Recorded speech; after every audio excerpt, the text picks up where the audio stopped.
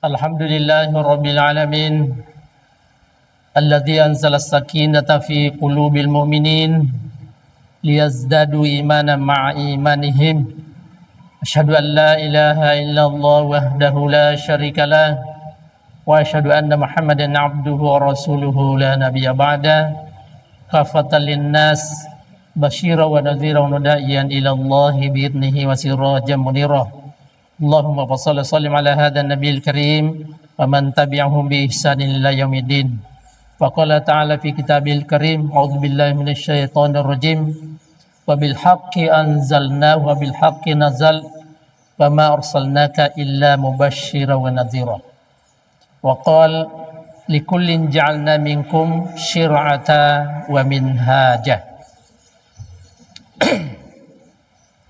Bapak para asatidz yang kami hormati, santri dan jemaah subuh yang berbahagia, alhamdulillah kemarin kita membahas tentang persiapan berwahyu. Apa yang hadir pada diri Nabi atau yang dirasakan Nabi, puncak-puncak turunnya wahyu. Ada 3 kemarin. Sebelum Nabi menerima wahyu ada 3 sikap mental yang dimiliki Nabi. Coba sebutkan 3 itu. Pertama,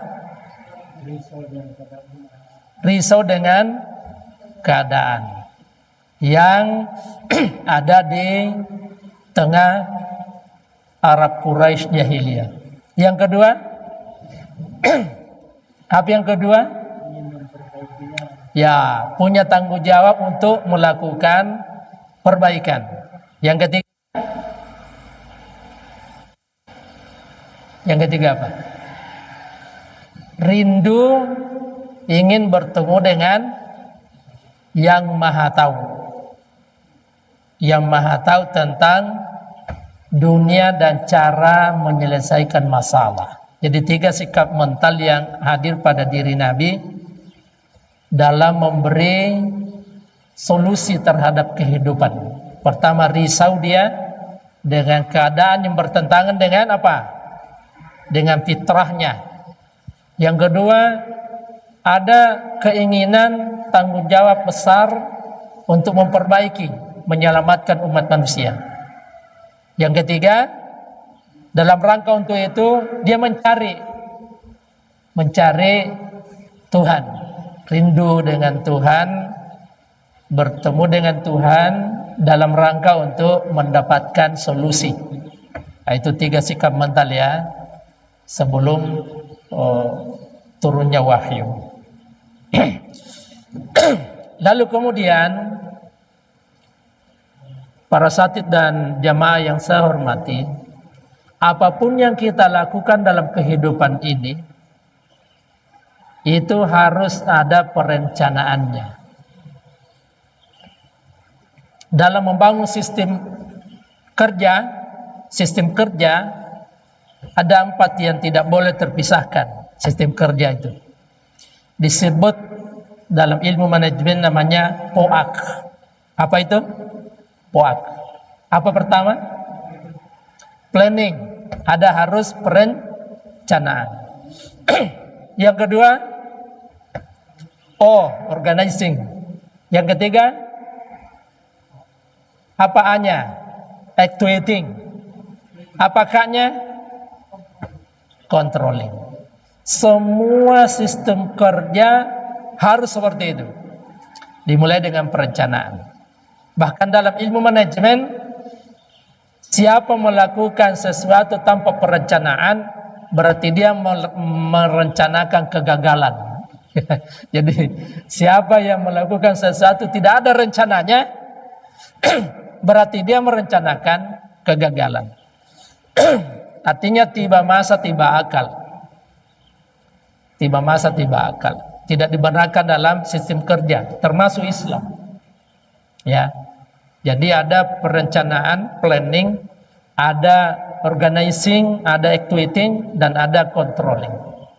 Begitu juga Islam diakhiri dengan muhasabah. Itu controlling itu. Muhasabah. Muhasabah secara pribadi dan muhasabah secara komunitas kepemimpinan. Islam juga, dengar baik-baik, yang terluar dari Islam itu adalah wa ma arsalnaka illa rahmatan lil alamin. Itu yang terluar, bahwa tidaklah aku diutus, ya, tidaklah aku mengutus engkau Muhammad kecuali untuk menyebarkan rahmat ke seluruh alam. Dialah kafatan linnas, dan untuk seluruh manusia. Jadi itu. Jadi yang terluar Islam itu membawa rahmat untuk seluruh alam. Ya. Wujudnya apa? Wujudnya apa itu? Ada ayat berikutnya. Liyudhhirahu ala dini kulli. Jadi menyebarkan rahmat ke seluruh alam diwujudkan dengan unggul Islam di atas semua peradaban. Islam unggul di atas semua peradaban karena dia dari Allah pasti lebih unggul dari semua pemikiran manusia. Jadi huwallazi arsala rasulahu bil huda wa dinil haqq liyudhhirahu 'ala dini kullihi walau karihal musyrikun. Jadi Islam datang itu untuk membawa ajaran yang mengungguli semua bentuk pemikiran dan semua agama di bumi ini. Makanya Islam pernah 7 abad menghegemoni dunia, memimpin dunia, ya, 7 abad. Nanti setelah mengalami degradasi, akhirnya Islam mundur dari semua segi kehidupan. Diperkecil lagi, belum bisa kita capai itu, capai yang namanya liyudhhirahu 'ala dini kulli, diperkecil lagi. Apa diperkecil itu? Walau anna ahlal qura amanu wattaqau lafatahna 'alaihim barakatim minas samai wal ardh. Kita mengkapling tanahnya Allah di bumi. Belum bisa seluruh dunia kita membawa rahmat ini, belum bisa juga kita membangun peradaban yang mengungguli semua agama dan ideologi.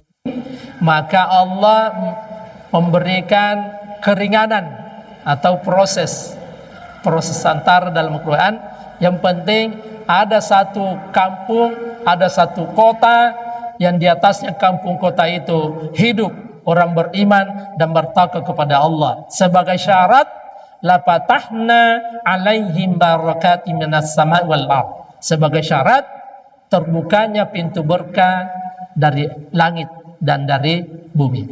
Harus ada itu. Dan itu juga yang menjadi inspiring atau spirit awat Abdullah Said membangun komunitas-komunitas seperti ini yang di atasnya memang syariah, di atasnya syariah, iman dan takwa. Seperti itu ya. Kalau belum bisa itu diperkecil lagi. Ya ayyuhalladzina amanu qu anfusakum wa ahlikum nara. Tingkat keluarga saja dulu.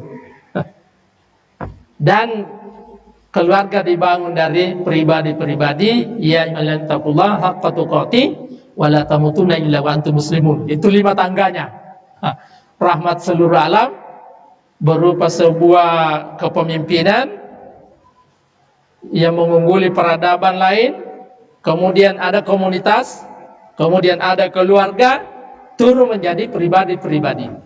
Nah, itu maratibud dakwahnya, tangga-tangga dakwah Islam. Lalu kemudian pertanyaannya dimulai dari mana? Nah, inilah terkait dengan manajemen. Kalau perencanaan dalam Islam itu disebut, ya kalau planning itu bisa disebut dengan manhajnya. Caranya berislam itu disebut dengan manhaj. Ada manhaj, ada cara. Artinya misalnya membangun rumah besar, pastilah dimulai dari yang paling awal. Dimulai dari mana dek kalau membangun rumah besar? Ya, dimulai dari awal. Iya, dari awal itu dimulai dari mana? Hah? Dimulai dari mana? Hah? Pondasi ya? Pondasi. Setelah pondasi apa? Hah? Ya kalau sudah ada pondasi apa? Ya tiang. Itu juga syariatnya. Akidah dulu, kemudian tauhid dulu, baru apa? Setelah rukun Islam itu, setelah syahadat apa? Salat. Ya. Itu. Kalau dibangun dulu tiangnya, baru bangun pondasi, gimana itu bangunannya? Roboh ya? Roboh. Ya. Wih, lihat bangunan bagus. Oh, dia contoh. Karena tidak kelihatan pondasinya, dia langsung bangun tiangnya. Tiangnya dibangun, slopnya dia tapi setelah jadi apa? Roboh. Karena tidak bangun pondasinya. Nah. Jadi itu harus ada tahapannya. Sebuah perencanaan itu bertahap dan sistematis. Apa ayatnya? Likullin ja'alna minkum syir'ata wa min haja. Bagi tiap-tiap kaum ada syariatnya dan ada manhaj. Jadi beda-beda itu syariatnya Nabi, beda-beda juga manhajnya. Salatnya Nabi Ibrahim beda dengan salatnya Nabi Muhammad. Proses awalnya juga beda, tapi semua dimulai dari akidah. Tapi manhajnya secara bertahap itu lain antara satu nabi dengan nabi berikutnya. Syariatnya juga beda, tapi semua wattaqullaha wa ati'un. Itu surah apa itu? Ada 9 kali itu wattaqullaha wa ati'un. Fama as'alukum alaihi min ajrin in ajriya Allah. Bahwa bertakwalah kepada Allah dan ikuti aku. Itu semua nabi begitu. Takwa kepada Allah, ikuti aku. Nah, dalam surah Asy-Syu'ara itu ya. Jadi semua kegiatan itu, semua pekerjaan ada perencanaannya, dan perencanaannya itu bertahap sistematis. Tahapan-tahapan itu namanya cara. Dalam Islam dikatakan dengan manhaj. Nah, ketika Ibnu Katsir menafsirkan atau menjelaskan ayat ini, likullin ja'alnakum syir'ata wa minhaja, dia menyampaikan pendapatnya, keterangan dari Ibnu Abbas. Wa manhaj adalah sabilan wa sunnatan. Sabilan wa sunnatan artinya jalan yang terang. Jalan yang terang yang mau dilewati, itu namanya manhaj. Dalam definisi kita adalah metode gerakan. Saya tanya Anda, kalau mau ke Makassar, sudah tahu jalannya ke Makassar? Tahu. Jalan mana ke Makassar? Lewat mana? Hah? Hah? Lewat mana kalau mau ke Makassar? Lewat apa pertama? Lewati Baru apa? Apa lagi? Maros. Baru Makassar. Kalau lewat Wajo dulu? Hah? Jauh. Keliling. Ah, itu tidak tepat itu. Metode juga tidak tepat. Tidak tepat. Jadi harus tahu jalannya baru jalan. Pernah sewaktu Munas di Makassar, terlalu percaya diri rombongan Gunung Tembak, rombongan Balikpapan. Dia pinjam mobil saya dulu punya mobil di Sulbar. Dia pakai mobil saya. Semua orang belum pernah lewat Mamuju. Saya bilang, pokoknya yang penting lautnya di pinggir kiri, sebelah kiri. Tiba di Parepare malam. Malam tiba di Parepare. Belok kanan. Sudah di Pangkajennya tanya, cocok ini Pak jalan ke Mamuju. Bilang dari mana Bapak? Kalau dari Palopo ini memang dari Palopo belok nanti ketemu Pinrang. Enggak, kami dari Makassar. Oh, Bapak sudah kesasar 40 kilo. Itu karena enggak paham jalannya. Jadi orang bersami itu bisa kesasar kalau tidak tahu manhajnya. Makanya Allah tegaskan, likullin ja'alna minkum syir'atan wa minhajan.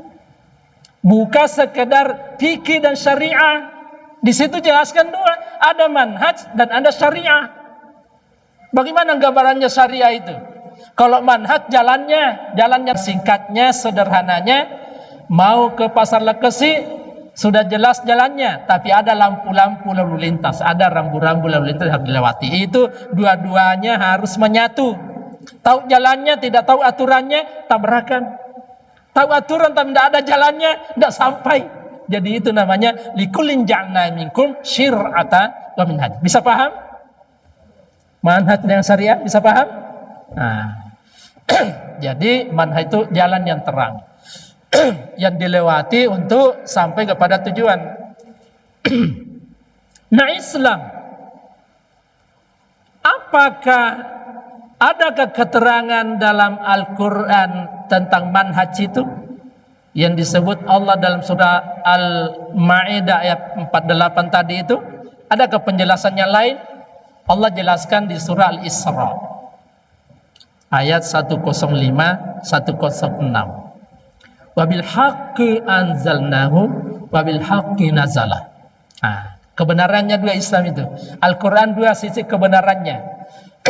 Kebenaran manhajinya, cara turunnya itu manhaji, dan kebenaran yang dibawa turun itu syariah. Dua kebenaran di sini ya. Wabil haqqi anzalna, kebenaran cara turunnya. Wabil haqqi nazala, kebenaran turun yang dibawa syariah. Inilah yang disebut kebenaran manhajnya dan kebenaran syariahnya. Ya, dua kebenarannya tadi ya, likullin ja'alna minkum syir'atan wa minhaja. Ada manhaj, ada syariah. Dijelaskan oleh Allah pada surah Al-Isra ayat 105.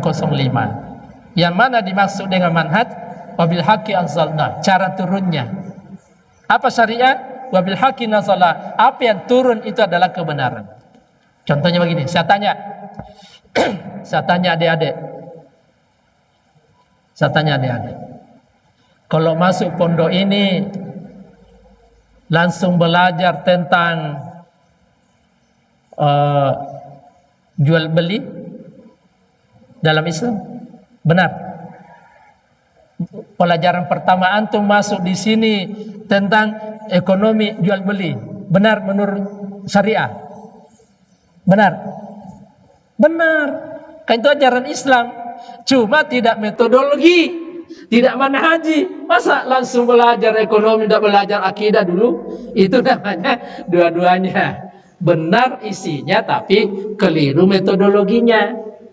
Paham ini? Jadi manhaj itu metodologi. Bisakah langsung masuk perguruan tinggi antum? Hah? Tidak bisa. Harus lewat mana dulu? SD dulu kan? Itu namanya metodenya, caranya sampai ke tingkat atas. Sederhana sekali. Tadi membangun rumah ya, dimulai dari mana? Dari fondasi. Nah, itu artinya harus dipahami sini bahwa Al-Quran dua sisi kebenarannya, kebenaran manhajinya dan kebenaran syar'i. Diperjelas Allah dalam surah Al-Isra, wabil haqqi anzalnahu, dia turun dengan benar, wabil haqqi nazala, dan dia turun membawa kebenaran. Jadi semua Al-Quran itu benar, itu syariah. Tapi kemudian caranya membawa Al-Quran juga harus benar.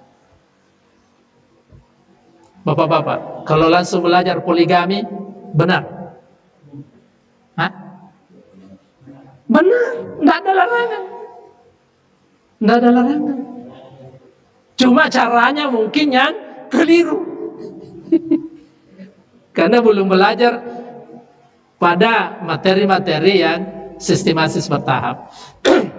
Dan begitu luar biasanya Allah masih menuntun lagi ayat berikutnya. Apa ayat berikutnya? Apa itu wabil haqqi anzalna? Dituntun Allah pada surah Al-Isra 106.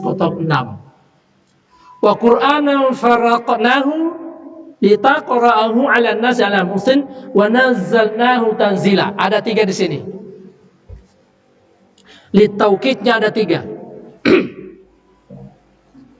Taukidnya ada 3. Penegasannya ada 3.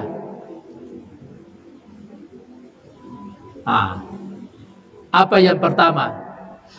Al-Quran turun beransur-ansur. Agar kamu membacakannya perlahan-lahan. Dan kami turunkan Al-Quran itu wa nazzalnahu tanzila, sungguh-sungguh turun bertahap, bagian demi bagian. 3. Dalam ayat ini surah Al-Isra ayat 106 Allah menjelaskan tentang manhaj. Kami turunkan Al-Quran itu, Al-Quran turun berangsur-angsur.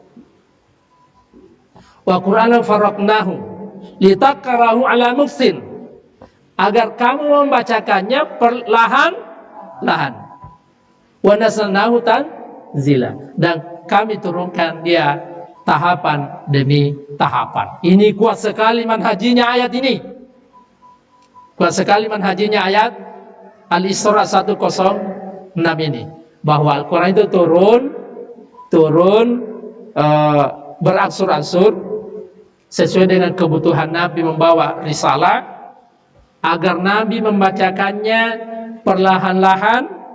Dan begitulah kami menurunkannya bagian demi bagian. Luar biasa, luar biasa. Allah memberi penekanan di sini bahwa Al-Quran turun itu bertahap, makanya harus dipelajari dan perjuangkan secara bertahap pula. Karena waktu singkat. Lalu kemudian dalam banyak literatur, bagaimana urutan turunnya Al-Quran itu berdebat-debat para ulama.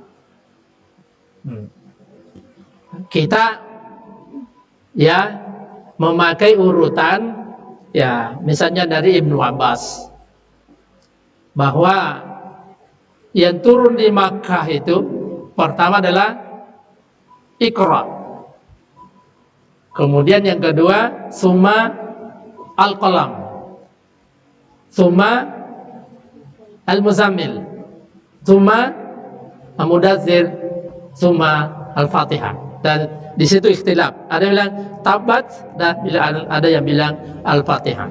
Ada juga riwayat lain bahwa setelah turun Al-Alaq turun surah Al-Mudaththir, karena ada perintah kumpa antir. Nah, kita mau jelaskan dulu. Kita mau jelaskan kenapa dalam manhaj kajian kita mengambil urutan Al-Alaq, Al-Qalam, Al-Muzammil, Al-Mudaththir, Al-Fatihah. Nah, dijelaskan. Karena ini urutan logis ilmiahnya seperti itu. Dan ada dalil yang mendukung seperti itu. Bahwa Al-Alaq itu, apa yang dihasilkan dari Al-Alaq, adik-adik? Akidah. Al-Qalam? Belum belajar pandu ya?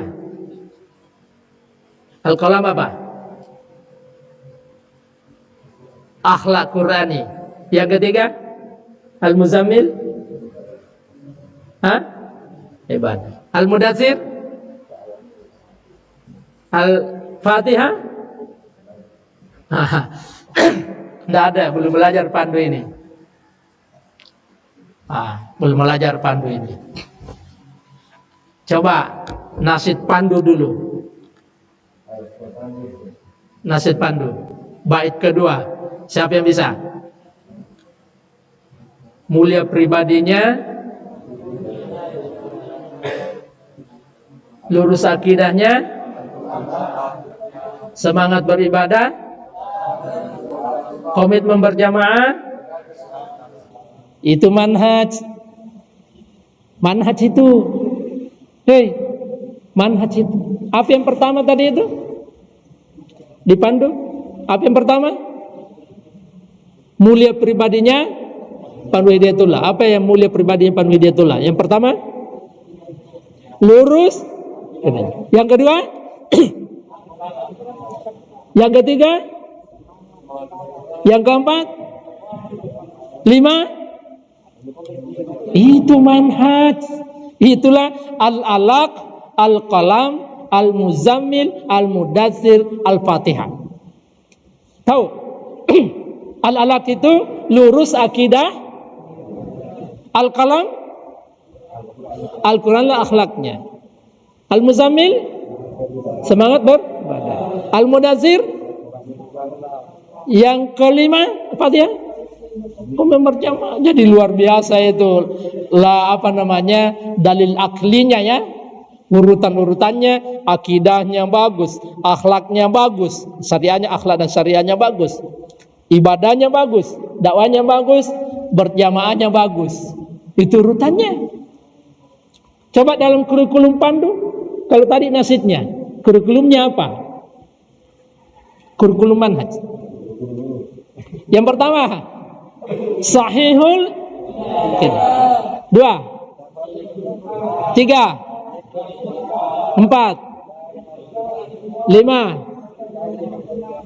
Sudah tahu tapi antum tidak tahu bilang itu manhaj. Tidak tahu bilang itu manhaj. Ya, sudah gurunya berbusa-busa mengajar, tidak tahu itu manhaj yang diajarkan. Jadi dua, dalam nasyid itu manhaj, dalam kurikulum tarbiyah Pandu juga namanya manhaj. Coba melekatnya. Tadi nasyidnya apa? Pertama, lurus akidahnya. Ya. Yang kedua, yang ketiga, empat, lima. Itu pintar. Dalam kurikulumnya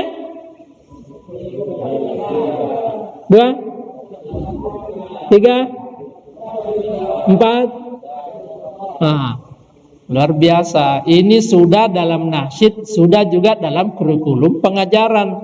Masya Allah, Masya Allah. Ini luar biasa.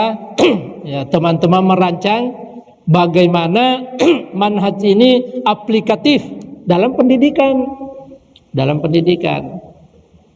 Jadi ini untuk bapak-bapak, ini sudah dimarhalaulakan, ya, dimarhalaulakan urutan-urutannya ini bisa dipertanggungjawabkan secara nakli dan bisa dipertanggungjawabkan secara akli.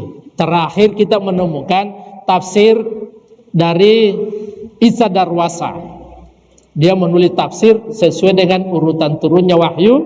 Beliau menyimpulkan bahwa yang paling bisa memahami sejarah Nabi dan sejarah turunnya Al-Quran adalah tafsir, adalah penjelasan bagaimana ayat itu turun kepada Nabi, khususnya di awal-awal turunnya wahyu. Karena disitulah sejarahnya Nabi.